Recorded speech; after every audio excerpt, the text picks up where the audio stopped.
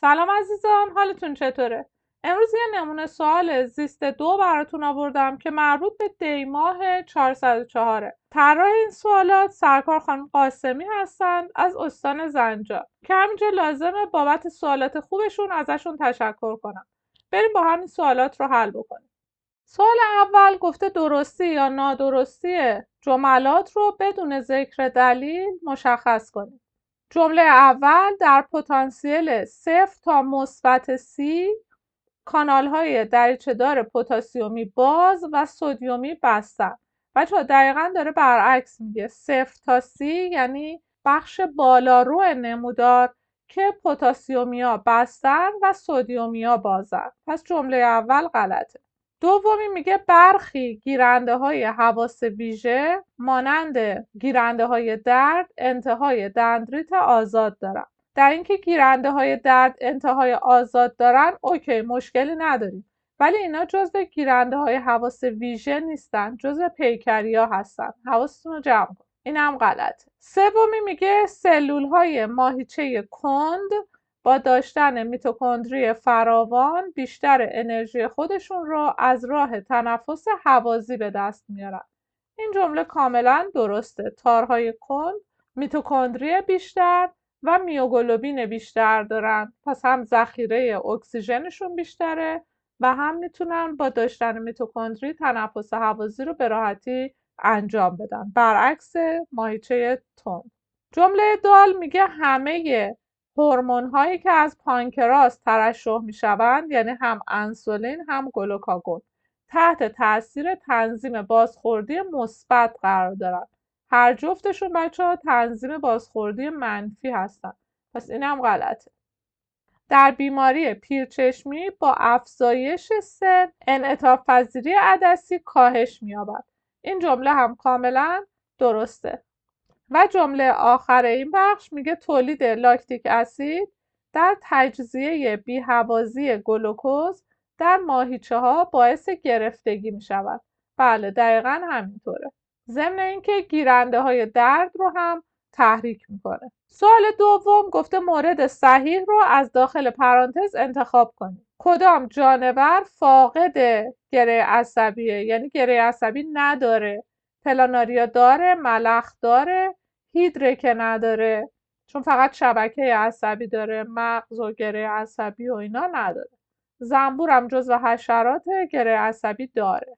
جمله دوم لوب پس سری مخ گفته با کدوم لوب سطح تماس مشترک ندارد؟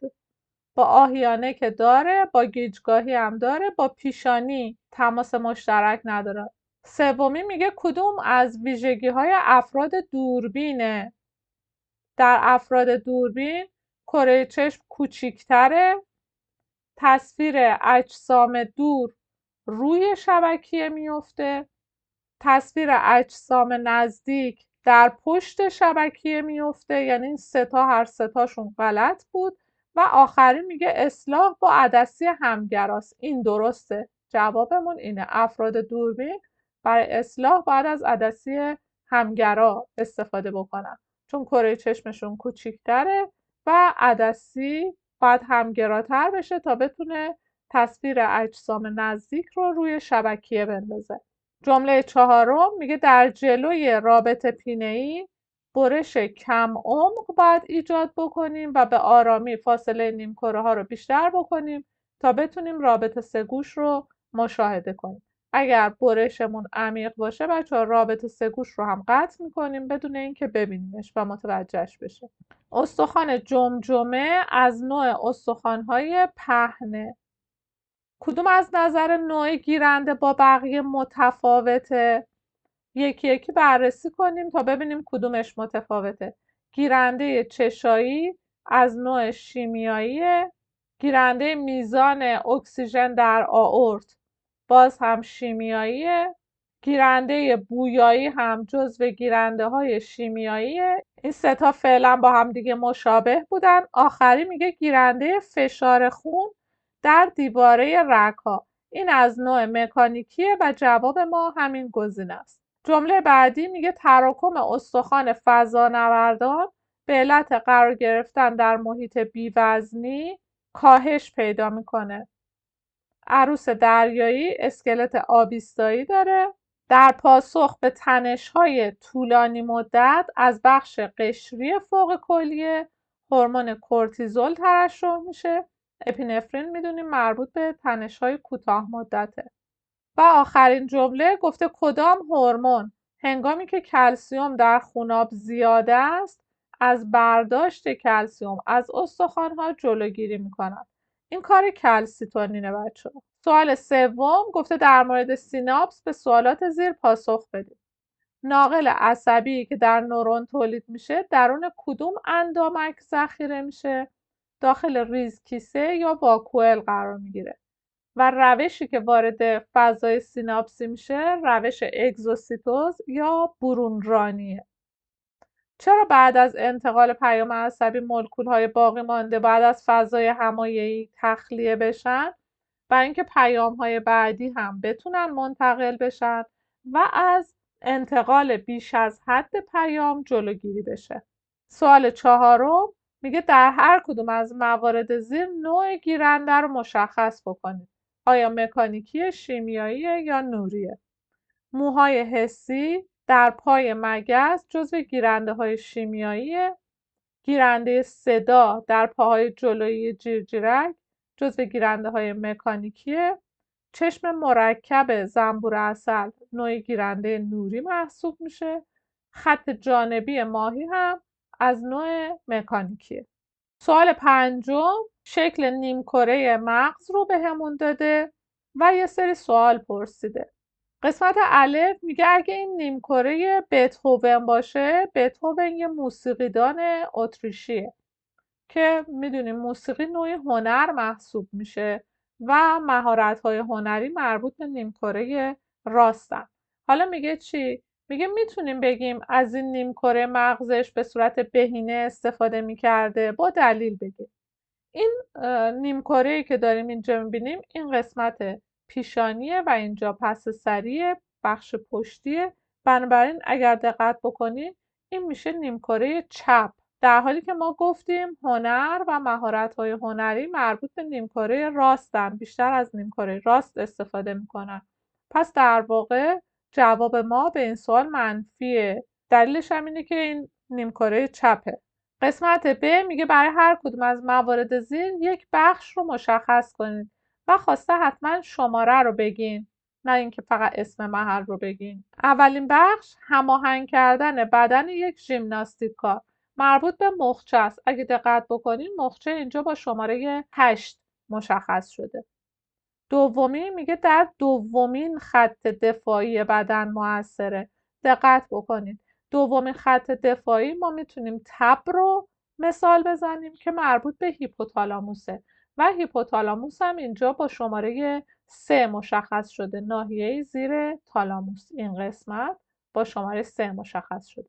دقت داشته باشید اگه میگفت اولین خط دفاعی ما میتونستیم اشک و بزاق رو نام ببریم که پل مغزی درش مؤثر بود، یعنی شماره 5 مؤثر بود، ولی در دومین خط هیپوتالاموس مؤثره.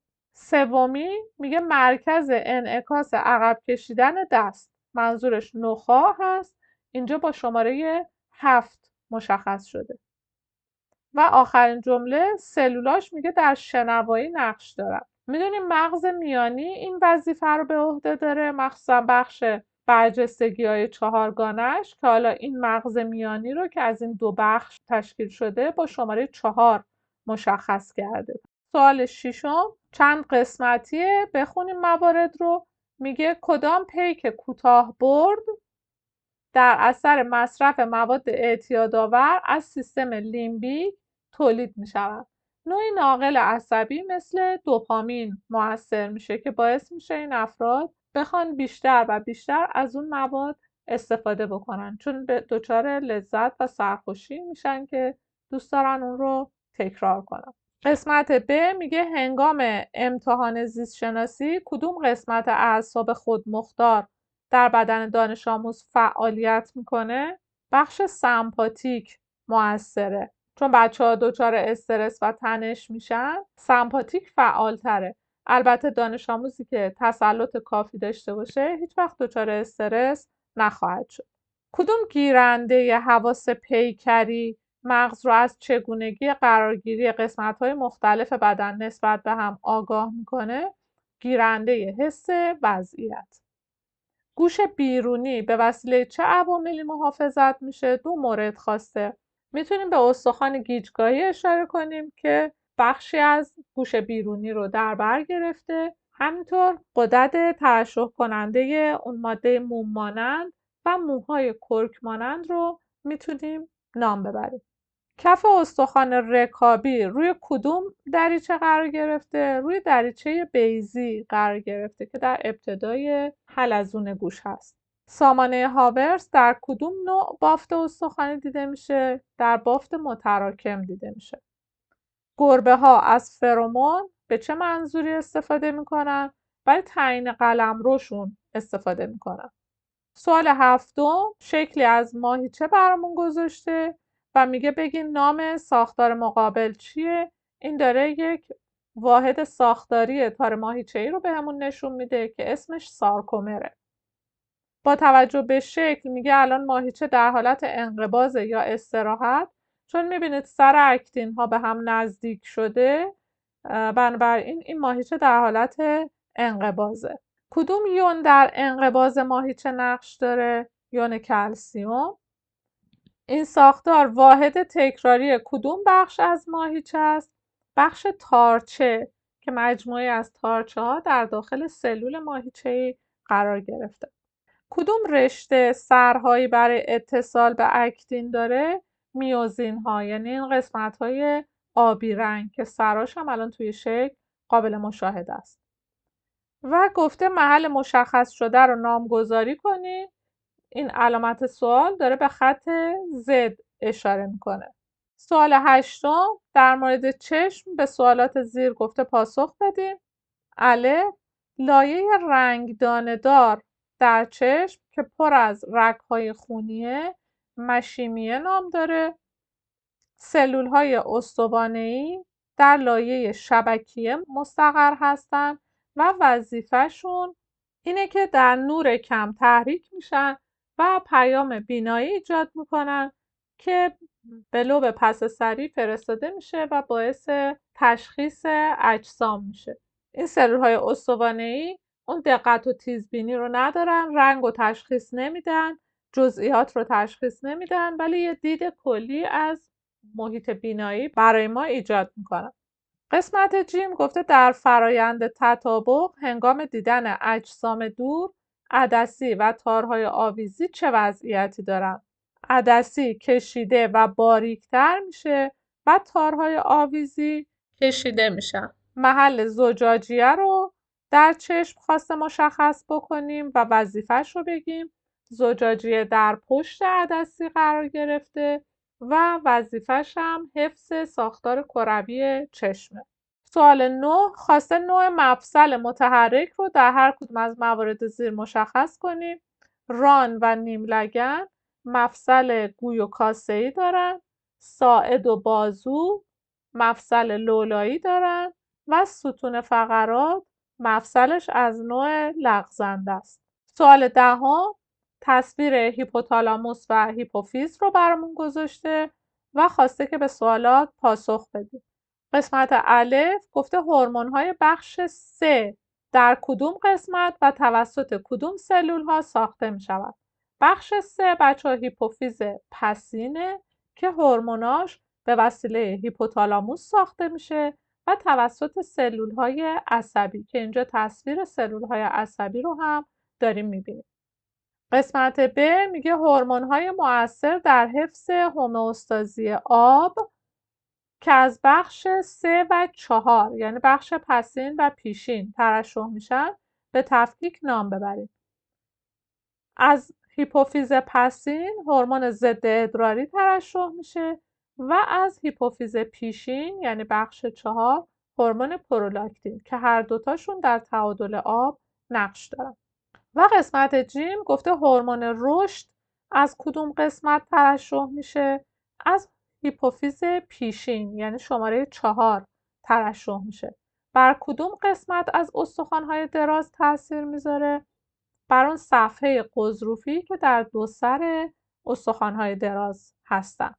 سوال 11 جدولی گذاشته که گفته موارد ستون الف رو به ب مرتبط کنید. دقت داشته باشین که اینجا هیچ موردی اضافه نیست و چون همشون داره راجع به میکروب و باکتری حرف میزنه خیلی باید دقت بکنید و با وسواس انتخاب بکنید که دچار اشتباه نشید. ستون الف شماره 1 چربی سطح پوست زندگی میکروب‌های بیماریزا رو نامناسب میکنه، یعنی گزینه C. دومی میگه ترشحات سلول‌ها در بخش کیسه‌ای لوله گوارش.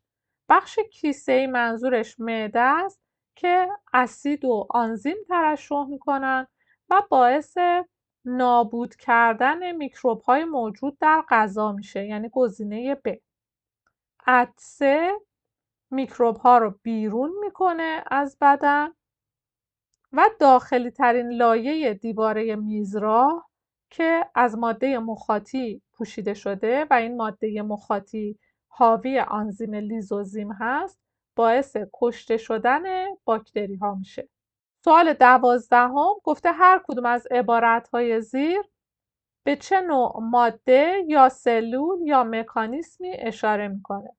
قسمت الف نوعی پروتئین دفاعیه که با قرارگیری در قشای سلول‌های سرطانی باعث ایجاد منفذ در قشا میشه. این مربوط به پرفورین میشه. دقت بکنید چون داره میگه سلول سرطانی باید به پرفورین اشاره بکنیم. اگر میگفت سلول بیگانه وقت میشد پروتئین مکمل. بیگانه خاری مستقر در بافت که توانایی شناساندن میکروب به سلول ایمنی را دارد. اونی که میتونه میکروب رو بشناسونه سلول دندریتی یا دارینه‌ایه. مکانیسمی جهت حذف سلول آلوده به ویروس در خط دوم دفاعی. میتونیم به بیگانه خاری اشاره بکنیم یا مکانیسم مرگ برنامه‌ریزی شده. هر دو درسته. و جمله آخر میگه نوعی سلول که در مبارزه با کرم‌های انگل نقش دارد این مربوط به اوزینوفیل میشه. سوال 13 میگه برای هر کدوم از عبارتهای زیر دلیل علمی بنویسید. الف در بیماری گواتر غده تیروئید بزرگ میشه.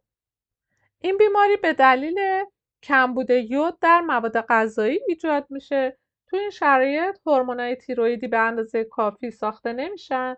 در نتیجه غده هیپوفیز با ترشح هورمون محرک تیروئید باعث رشد غده تیروئید میشه تا بتونه یود بیشتری رو جذب بکنه. قسمت ب میگه اندازه جانورانی که اسکلت بیرونی دارن مثل حشرات از حد خاصی بیشتر نمیشه. دلیلش اینه که اگر بیش از حد بزرگ بشه سنگین میشه و اینا محدودیت حرکتی پیدا میکنن.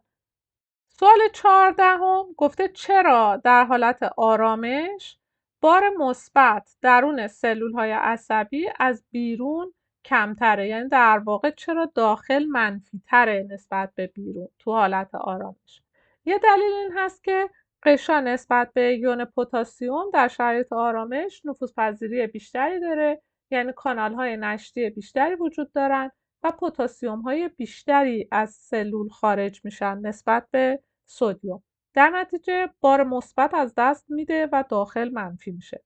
دلیل دومش هم فعالیت مداوم پمپ سدیم پتاسیم هست و میدونیم که این پمپ در هر بار فعالیت 3 تا یون سدیم رو خارج میکنه و ما به ازاش 2 تا یون پتاسیم وارد میکنه. در نتیجه هر بار فعالیت این پمپ باعث میشه داخل نسبت به خارج 1 بار منفی بشه. سوال 15 در مورد لب بویایی ماهی پرسیده. میگه نسبت به کل مغز جانور از لب بویایی انسان بزرگتر هست. چه واقعیتی درباره حس بویایی ماهی رو نشون میده؟ اینکه حس بویاییش نسبت به انسان قوی تر هست. و سوال آخر میگه در محل التهاب کدوم گلبولهای سفید عمل دیاپدز رو انجام میدن؟ یکی نوتروفیل ها هستن و یکی هم مونوسیت ها که مونوسیت ها بعد از خروج تبدیل میشن به ماکروفاژ و عمل بیگانه خاری رو هر دو انجام میدن. خب عزیزان، امیدوارم بهره کافی رو از این نمونه سوالات برده باشین. اگر سوالی داشتین حتما تو بخش کامنت ها بپرسید. پیشنهاد میکنم که برای تسلط بیشتر این نمونه سوالات رو هم حتما ببینید. برای همتون آرزوی موفقیت میکنم. روز و روزگار خوش.